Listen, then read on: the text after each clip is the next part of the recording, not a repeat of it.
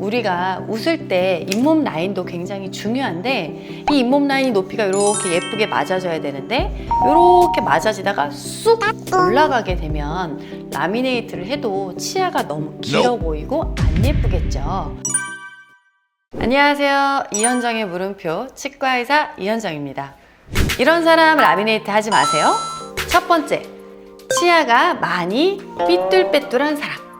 라미네이트라고 하는 거는 기본적으로 치아를 삭제를 하지 않거나 아니면 아주 살짝 삭제해서 얇은 걸 이렇게 붙이게 되는데, 붙여야 되는 밑바탕이 삐뚤빼뚤하게 되면 우선 얇게 할 수가 없어요. 그래서 삐뚤빼뚤한 부분 중에 튀어나온 부분들을 많이 삭제를 하거나 아니면은 두껍게 붙여서 앞쪽으로 가지런하게 하게 되는데, 가지런하게 해도 밑에 바탕 부분이 삐뚤빼뚤하니까 정밀하게 맞추기가 어렵고 약간 덧방 치듯이 라미네이트를 하게 됩니다. 이런 경우에 잇몸에 자극을 주거나 할 수 있기 때문에 라미네이트가 장기적으로 지속되는데 좋지 않겠죠. 특히 뭐 잇몸에도 어느 정도 자극을 줄 수 있기 때문에 많이 삐뚤빼뚤하신 분들의 경우 라미네이트보다는 크라운 치료를 하거나 혹은 그 삐뚤빼뚤한 부분을 조금 가지런하게 부분 교정을 통해서 바탕을 조금 가지런하게 만들어 놓은 다음에 그 위에다가 라미네이트를 하는 것이 좋습니다.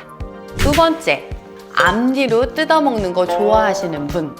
라미네이트는 앞니에다가 어떤 얇은 판을 붙이는 그런 치료입니다. 그런데 앞니로 손톱을 계속 물어 뜯는 분, 혹은 입술을 계속 물어 뜯는 분, 앞니로 오징어 같은 거 뜯어먹는 거 좋아하시는 분, 아무래도 라미네이트에 자꾸 충격을 주고 힘을 주게 되니까 탈락하거나 깨질 확률이 높아지겠죠.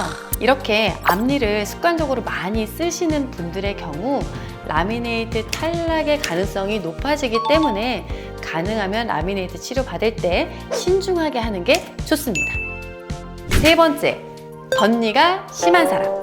덧니가 심한 치아는 보통 이렇게 돌출돼서 위로 올라가 있는 경우가 많은데요. 이런 경우에 튀어나와 있는 거는 뭐 깎아서 해결한다 치더라도 올라가 있는 치아의 경우 잇몸 라인이 그 치아에 맞춰서 같이 쑥 올라가 있습니다. 우리가 웃을 때 잇몸 라인도 굉장히 중요한데 이 잇몸 라인 높이가 이렇게 예쁘게 맞아져야 되는데 이렇게 맞아지다가 쑥 올라가게 되면 라미네이트를 해도 치아가 너무 길어 보이고 안 예쁘겠죠. 이렇게 덧니가 심한 분들은 잇몸 라인 높이를 확인하신 후에 라미네이트 치료를 하는 게 좋습니다. 네 번째, 잇몸에 염증이 있는 사람. 라미네이트뿐만 아니라 어떤 보철 치료를 할 때는 기본 바탕을 깨끗하게 해놓고 하는 게 좋습니다. 뭐 예를 들어 인테리어 공사에서 먼지가 막 있는데 그런 상태에다가 새 가구를 들여놓을 수 없잖아요. 대청소를 한 다음에 들여놔야 되잖아요. 어떤 보철물이 들어갈 때는 그 바탕이 되는 치아, 그리고 그 치아를 감싸고 있는 주변 잇몸을 깨끗하고 건강하게 만든 상태에서 치료하는 게 좋습니다.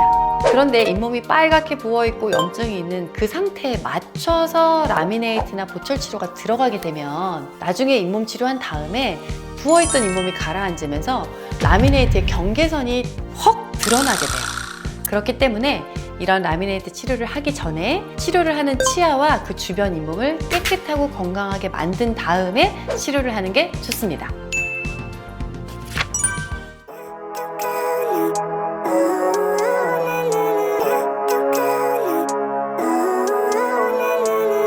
Living life, every day, late at night, not okay. All I want, and I pray, all I need are some better days. Fuck me, I'm looking in the mirror, so foggy, but I've never seen clear.